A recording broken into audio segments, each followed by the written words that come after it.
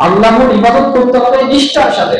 তাহলে আল্লাহ বলছেন যে আমি তোমার অন্তরকে পরিপূর্ণ করে দেব সম্পদ দিয়ে, এমন ভাবে পরিপূর্ণ করে দেব যেটা তুমি অমুখাপেক্ষী থাকবে, দুনিয়ার কোনো সম্পদ দিকে তোমার লোভ লালসা হবে না, তুমি অমুখাপেক্ষী থাকবে সম্পদের ব্যাপারে। আর আমি তোমার অভাব অনটনকে দূর করে দেব। নিষ্ঠার সাথে আল্লাহ ইবাদত করতে হবে। তাহলে আল্লাহ বলছেন তোমার অন্তরকে আমি সম্পদ দিয়ে পূর্ণ করে দেব, আর আমি তোমার দরিদ্রতাকে অভাব অনটনকে দূর করে দেব। ওয়াইল্লা তাফআল, আর যদি তুমি নিষ্ঠার সাথে আল্লাহর ইবাদত করতে না পারো, মালাতু ইয়াদাইকা শুগলা, তাহলে আমি তোমার হাতকে ব্যস্ততা পরিপূর্ণ করে দেব। তুমি নিষ্ঠার সাথে আল্লাহর ইবাদত করবে না, তোমার হাত ব্যস্ততা পরিপূর্ণ হয়ে যাবে। সারা দিন সকাল থেকে সন্ধ্যা শুধু ব্যস্ত আর ব্যস্ত, শুধু কাজ আর কাজ, শেষ হবে না, ব্যস্ততায় পরিপূর্ণ করে দেব।